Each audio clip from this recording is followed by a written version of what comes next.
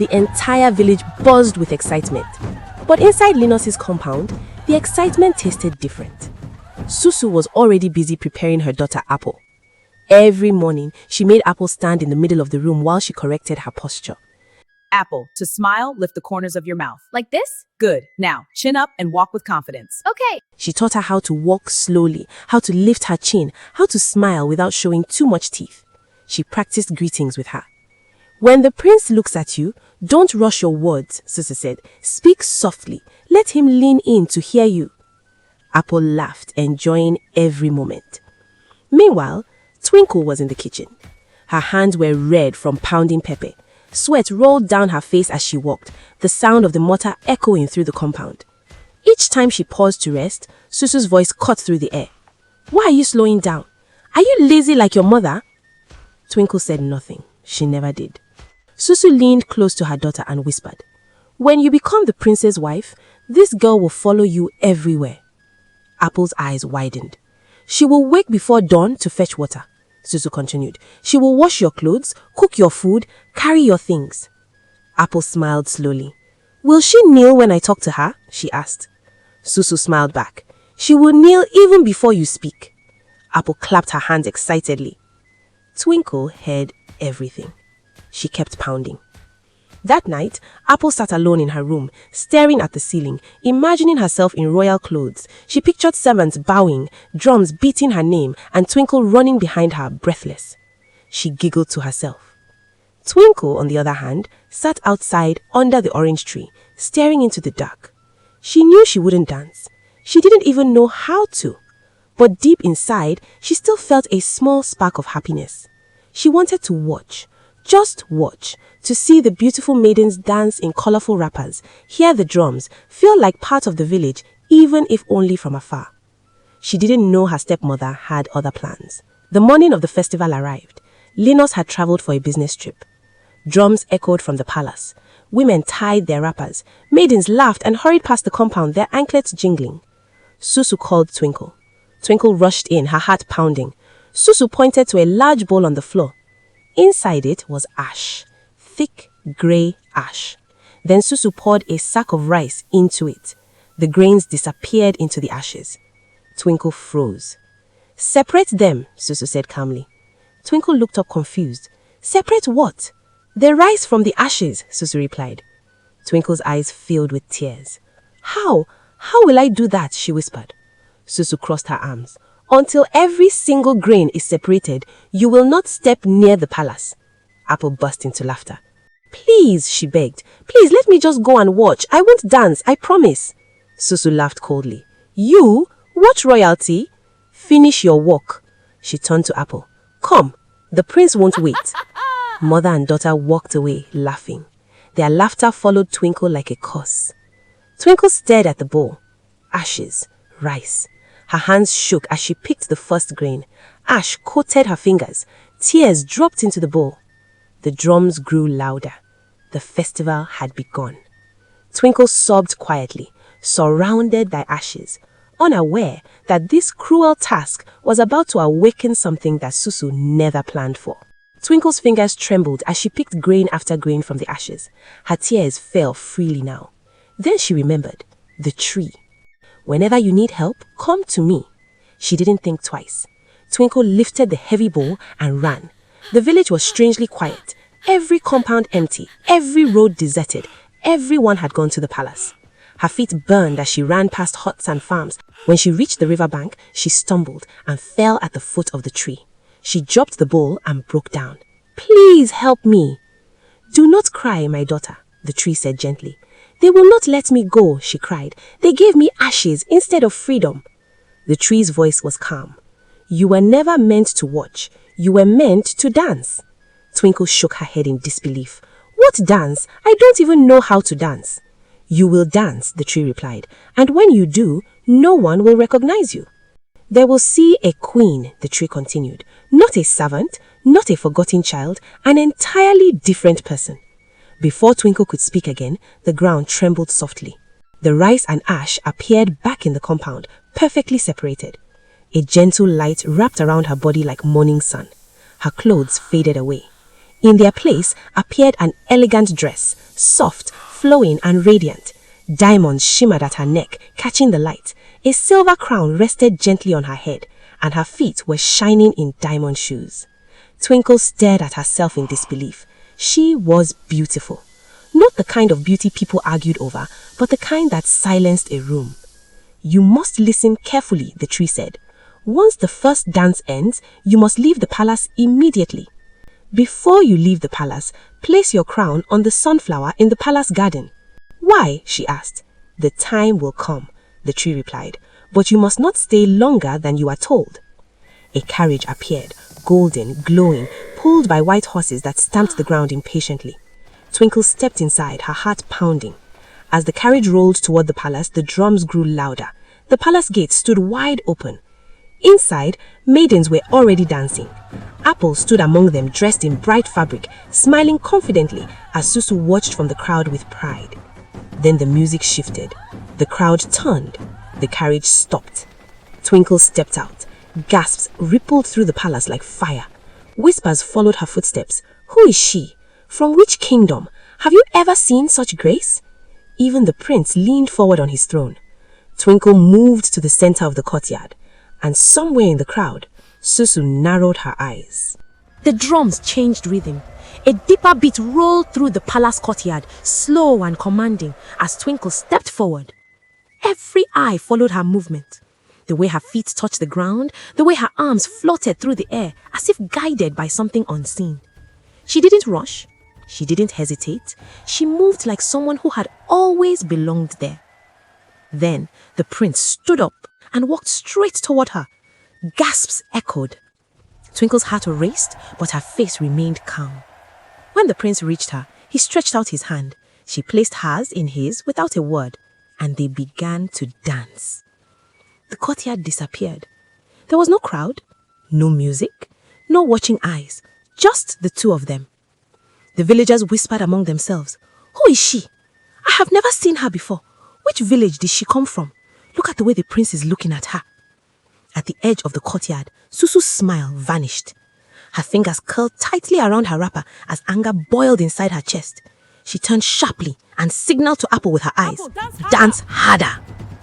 Apple nodded and threw herself into the rhythm, spinning, jumping, smiling widely. She danced with all the strength in her body, desperate to be noticed. But the prince did not look at her. He did not look at any of the other maidens. His eyes never left the mysterious maiden dancing in front of him. Even the other girls, who were meant to be her rivals, forgot themselves. They stopped dancing. They stopped watching each other. They stopped feeling envy. They watched in awe. The stage was no longer a festival ground. It belonged to Twinkle and the prince. They moved in perfect harmony. Every step matched. Every turn answered another. It was as if they had practiced together for years. The prince smiled at her. She smiled back. Nothing more. No words. Just charm. Just grace. Just eyes that spoke without sound. Then, as suddenly as it began, the drums slowed. The first dance was over. Twinkle felt it immediately. Her heart skipped. She remembered the warning. She stepped back. Before the prince could speak, before he could even take another step toward her, she bowed slightly, just enough to be respectful, and turned away. She walked swiftly out of the courtyard, ran into the garden, her breath coming fast now. Her eyes scanned the flowers desperately. Then she saw it. A sunflower. Bright, tall, standing alone. Her fingers trembled as she reached for the crown. For a moment, she hesitated, feeling its weight, its beauty. Then she remembered the tree's voice. She removed it carefully and placed it at the center of the sunflower. The crown shimmered once, then went still. Twinkle turned and ran. At the edge of the palace grounds, the carriage waited. She climbed in just as the horses began to move. The palace faded behind her. The carriage rolled into the bush, deeper and deeper, until suddenly it stopped. Twinkle blinked. Before she could speak, the carriage dissolved into thin air. The horses vanished. The gown faded. The diamond necklace disappeared. Her shoes crumbled like dust.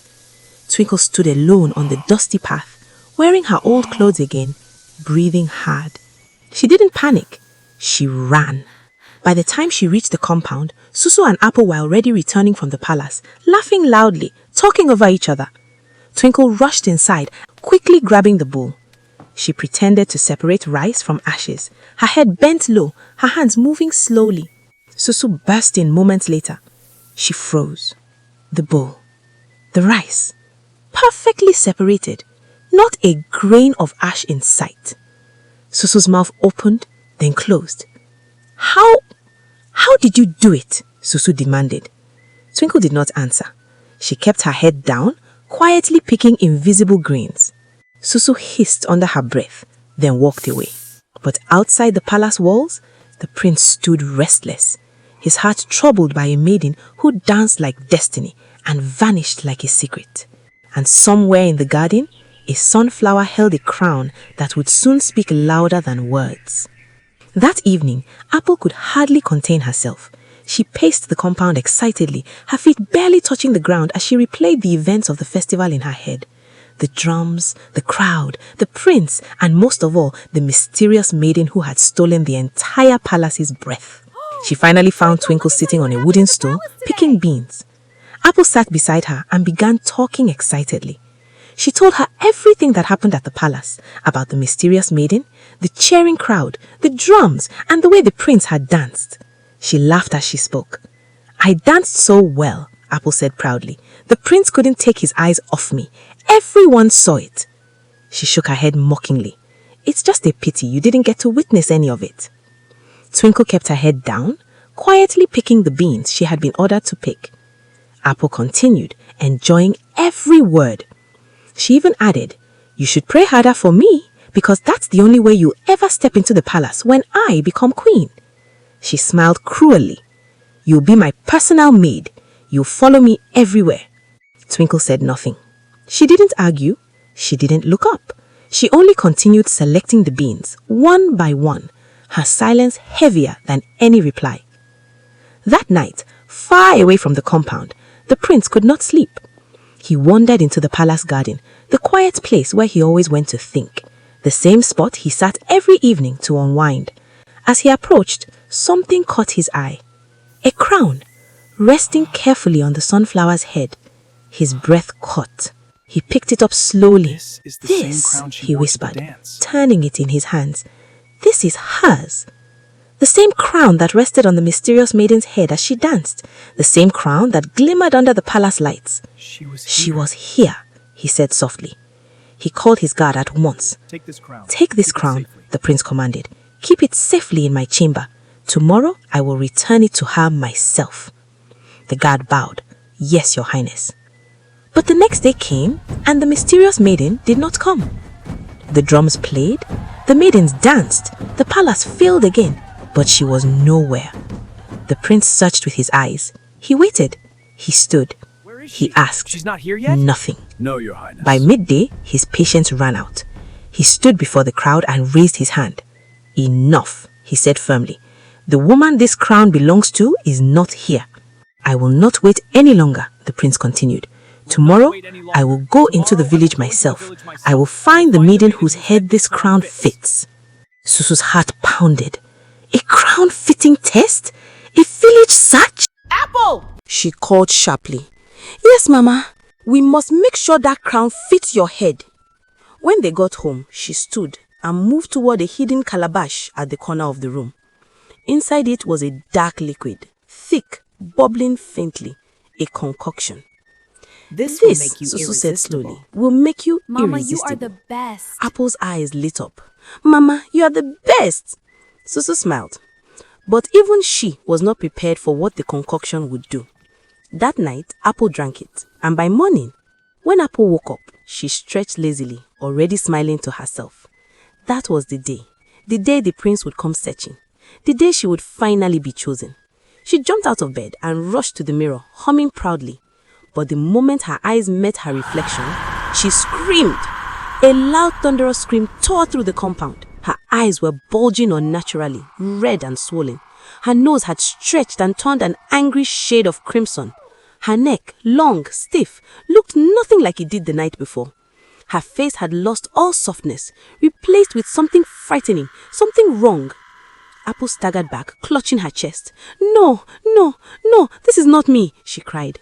She ran to the mirror again, hoping it was a trick of the light, but it wasn't. Her body began to move strangely.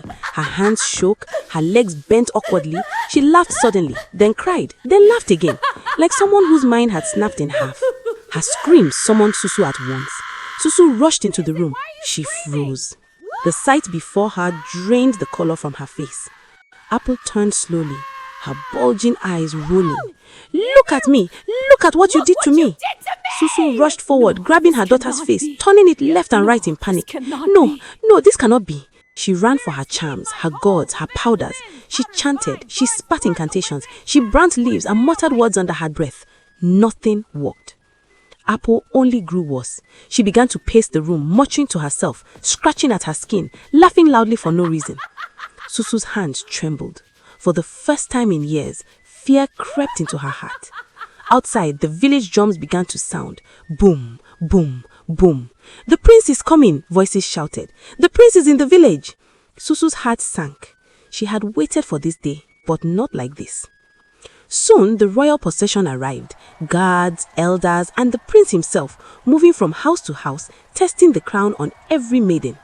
Wherever they went, the crown refused to fit. It's not her. Move on. Not this one. At last, they reached Linus's compound. Susu's stomach twisted. Villagers gathered, whispering excitedly. Linus has 2 daughters. Yes, one very beautiful one. Susu stepped forward quickly, forcing a smile. My lord, please, my daughter is not feeling well today. The prince raised an eyebrow. Bring her out. Susu hesitated. When Apple finally stumbled out, supported by Susu, the compound fell silent. Then, laughter erupted. Some villagers covered their mouths, others gasped, children pointed openly. What happened to her? Is this sickness or madness? Apple suddenly screamed again, flailing her arms, her voice hoarse and wild. Susu wanted the ground to open and swallow her.